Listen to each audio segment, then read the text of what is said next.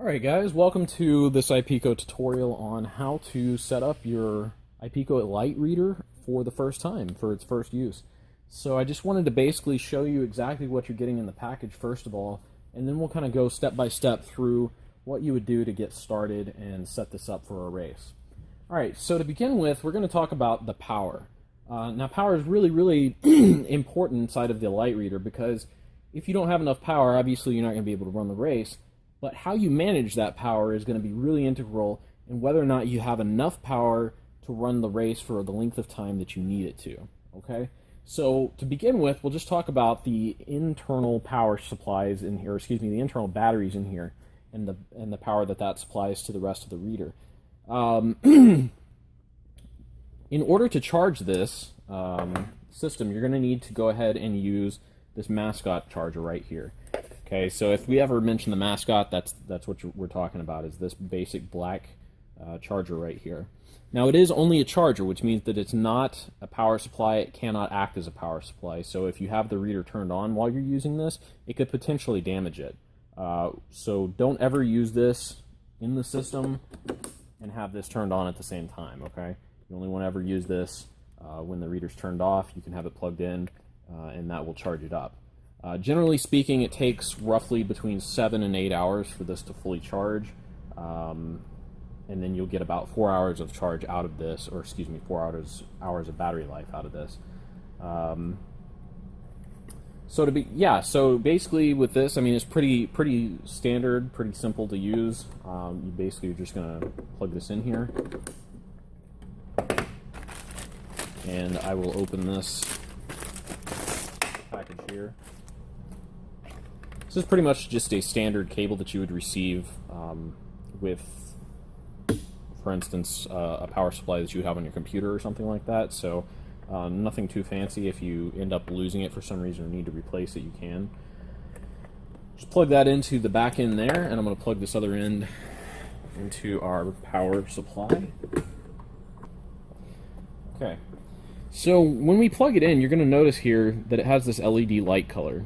Now there's 3 LED light colors that are potentially going to show up. One is red, one is orange like you see here, and one is green.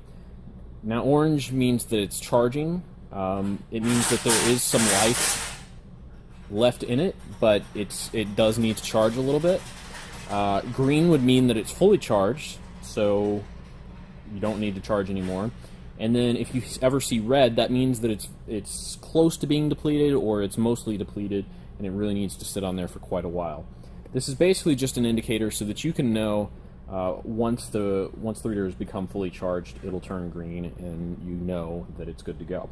Now, something that I should point out about the mascot charger is that inside of here there is a switch, so that when this turns green, indicating that the power has been fully supplied to this, or rather that it's been fully charged, there's a switch that is going to turn off the current and the voltage being sent through this. So what it means is that if you see that and you don't, for instance, unplug this from the power supply or the power strip or wherever you've got it plugged in, that switch is going to stay on. Okay, so you're not going to get any more current or anything out of that. So you actually have to physically unplug it. And you can see that the light stays on for a minute or a few seconds. And once that turns off, it basically switches whatever internal switches are on there. It's gonna go ahead and switch that off for you, and you can plug it back in, and then you can go about using it for another reader or something like that. So just keep that in mind. Once it turns green, go ahead and just unplug it, let it switch the light off. You'll know that it's good to go, and you can just plug that back in. Okay. Alright, the next option that we have for power is this external battery cable. And what this is for is probably self-evident just by looking at it, but basically you're going to take a car battery, not connected to your car, but disconnect, basically you can buy a separate car battery and just connect it to the positive and negative terminals, and then you're going to plug this other end into here. Now the thing that you need to know about this that's really important is that you do not want to wait until the batteries inside of here have died before you plug this in. You need to plug this in at the start of the race, because that secondary battery, the external battery, is not going to kick in as your backup battery. It actually works in tandem with these. So if you plug it in after these have died, you're not going to do yourself any good. So plug it in before the start of the race. And again, this will give you about 4 hours of race time. So if you need more than that, then you'll need to get an external battery supply, or excuse me, an external power supply, which we sell, and I'll show you that in a minute, or you can use the external battery with these. We recommend using the external battery. You don't have to worry about any sort of interference from the batteries, whereas if you use the external power supply, there is a potential there for that. So we definitely recommend that if you're going to have a race that's longer than 4 hours, to go ahead and buy yourself an external battery and then use this at the beginning of the race. Okay, so as far as power is concerned, and charging options are concerned, that's pretty much it. That's what you're going to receive with your standard iPico Lite Reader kit. Now let me show you real quick what I was talking about with the external power supply, because that is something that is an option that you can purchase separately. Okay, so this right here, this kind of grayish box, is the external power supply. And you can see right here it says PSU Designs Ltd. This is a much more robust, I guess, power supply, and it is actually a power supply. It's not just a charger, it's a power supply. And of course what that means is that it can be used while this is turned on. So that is a benefit to that. However, if you purchase this, you also have to purchase the adapter cable. By default, these are used for our Elite Readers and Super Elite Readers only, but if you use it for the Lite Reader, you'll use this adapter cable, which will allow you to connect to the Lite Reader. Okay, and you can see right here that it does say Lite Reader on it on one end, and then PSU on the other end. Okay, and that'll just tell you which end you need to actually plug into the reader. All right, so pretty straightforward. Again, we do recommend that you use the battery instead of the external power supply, but it's totally up to you, whatever you feel most comfortable with. Okay, moving on, we're going to go ahead and talk real quick about this USB port right here. Hopefully you can see that. We're not going to use that a whole lot.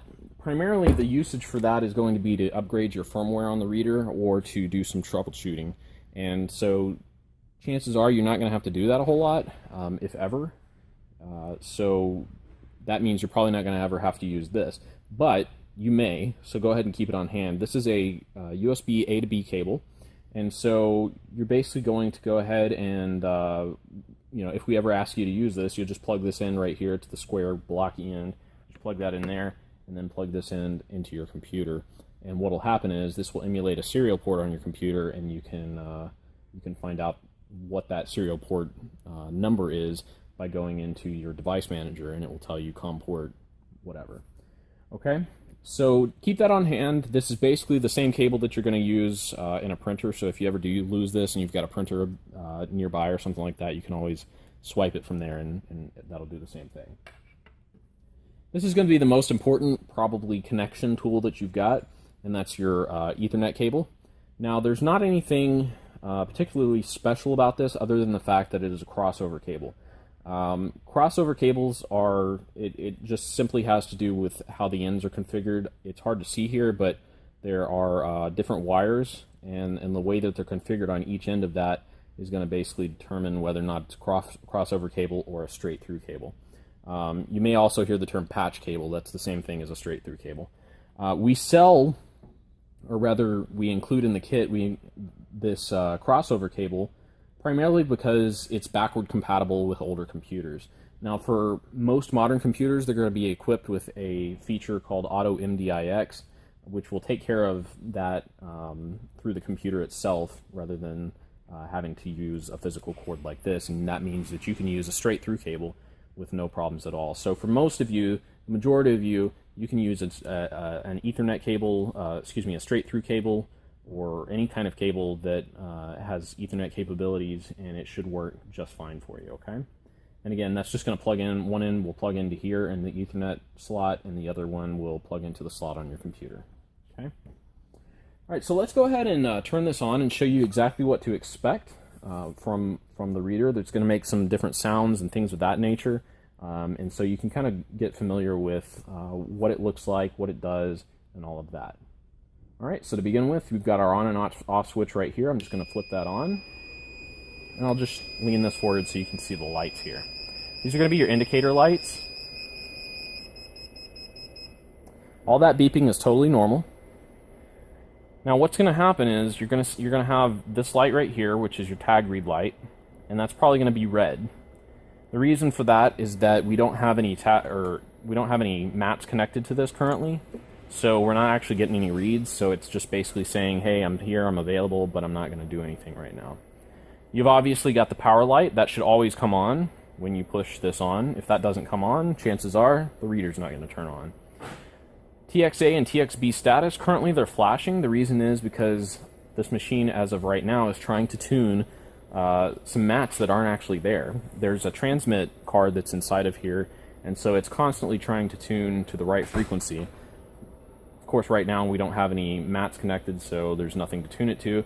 But the best way and the best practice for us is to go ahead and press this button right here. It says calibrate antennas. Just go ahead and press that, and then let it go, and that will fix that for you, okay? It's not actually going to cause any problems if you don't do that, but it's just best practice, because what's going to happen is when you do actually connect your mats to this, it is going to start beeping, and the way that we calibrate is by simply pushing this button and then releasing it.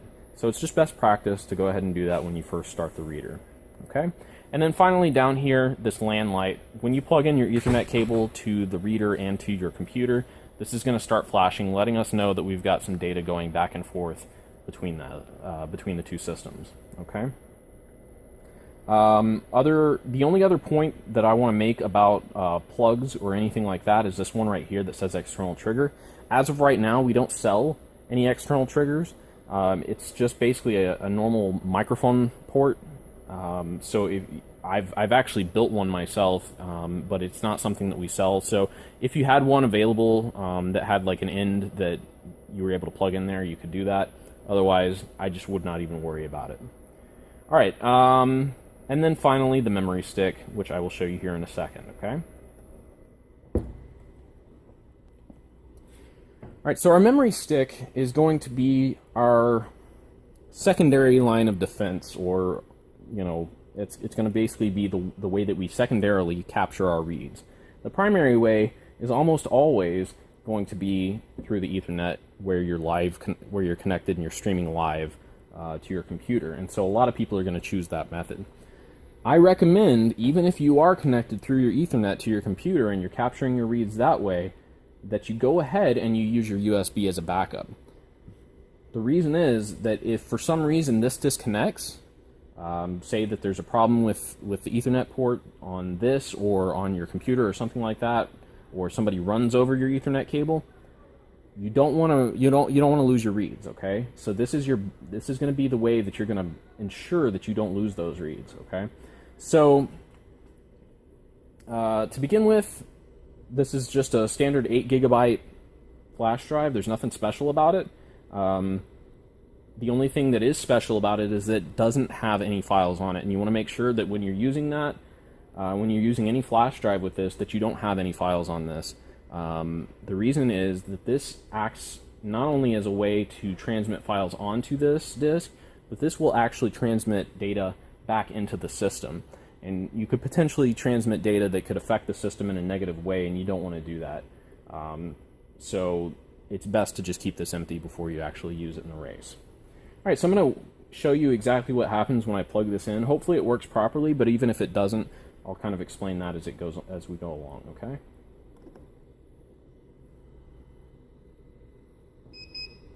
Okay, so that is what we want to see. When we first plug it in, you can actually see written here, it says start recording, insert memory stick, 2 short beeps. So 2 short beeps is a good indication for us. That means that the system's recognized that it has the USB stick inserted and it's ready to write files, okay? Now when we do have the mats connected and we've started capturing reads and everything like that, let's say that we've gotten through with our race and we're ready to extract those files. The proper way to remove this is to press and hold for 4 beeps. Okay, hopefully you heard that. So I can go ahead and I can remove this now. And again, it actually says on the reader, it says stop recording, press and hold trigger 4 long beeps. Okay, so you want to make sure that you're always doing that. The reason is that even though the data is streaming onto this the entire time, it's not written in a format that is easily accessible until you've actually pushed this button. This basically says, I'm finishing the file loading process. I'm going to load it in a way that you can access it easily when you plug it into your computer. If I yank it out of here before doing that, the chances of the files being on here is, I would say, 50-50. You may be able to recover those files using a file recovery software, but you don't want to ever take that chance. So let me really quick show you exactly what happens when I pull it the wrong way, and you can see exactly what sort of differences there are. Okay, so we know that it's in there, it's ready to read. We've gotten all of our race tags, we've picked up all our reads, and we go in here and we're really excited, and instead of pushing the trigger like we're supposed to, you heard that it just went kind of crazy there. Okay, that lets me know that I pulled it the wrong way. Again, I can try and get the files off this. But it's not something that I want to have to do. Okay, so the best thing to do is to go ahead and just do it the way that it's supposed to be done, because you will run into the least amount of problems that way. All right, so once we've done that, we can go ahead and we can take this, we can plug it into our computer, and we can access those files. It'll be a file called tagdata.txt, and then let's say that you go and you put this back into the reader later, and you want to record another batch of tags, and you still have that on there, it'll actually number it as the first one that you recorded will be numbered number 1, and then the one that you just recorded is going to be called the tag data file. So they'll all still be stored on there. It'll just be renamed so that you can identify them a little bit easier later. Okay. All right, and then I guess finally on here is the power supply status. I didn't point that out earlier, but basically this is an easy way of you being able to look at the reader's current power status, and it'll let you know what the status of the batteries is. Okay, so all right, let's move on to connecting the reader to your mats, or connecting the mats to the reader rather, and getting reads. All right. Okay, so what I have here is a small demonstration mat. Okay, so this is not going to be anywhere near the size of the mats that you're using, but this will basically give you an idea of exactly how the system works when you've actually got it plugged up and everything's good to go, okay? And this right here, these are just some old shoe tags that I'm going to be using. You can see that I've got a number of them here, and I'm just going to scan those over the mat, just so that you can see exactly how it works, okay? You hear that, and you can see when I'm doing that, keep your eye on the actual tag read light that is on the reader itself. Okay, you can see that it's flashing. So even if you're at a race and it's real loud and you can't hear anything, if you can keep your eye on that tag read light and you see that it's flashing when people are walking over the mats, you know that it's working. Okay.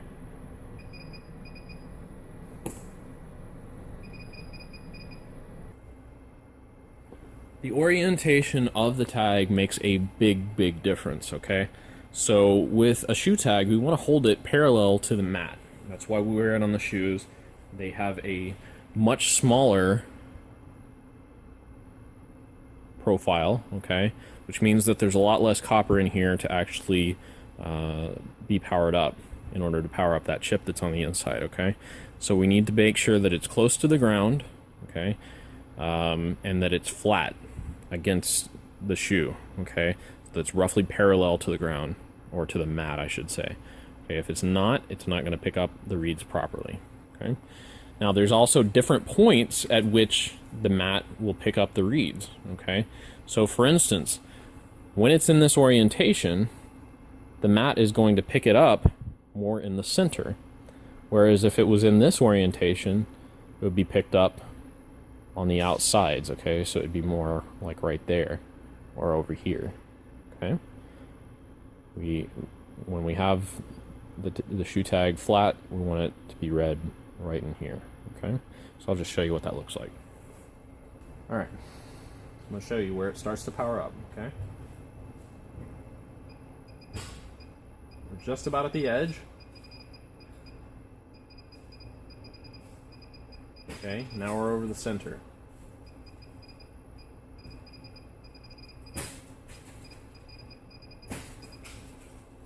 Okay. Now, watch what happens if I orient it this way.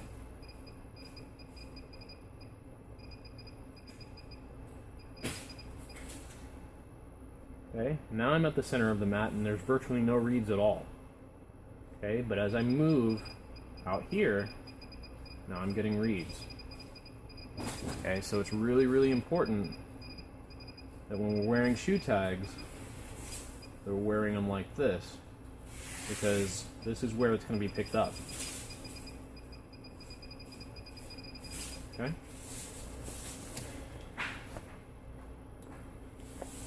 This is a bib tag. Okay, this is probably the one that you're going to see the most often. And it just, it actually just sticks on the back of your actual bib. And again, this is going to be this one's going to be perpendicular to the mat. Okay, so it's going to travel across like this. It's not going to travel across like that. Okay, so I'm going to show you that.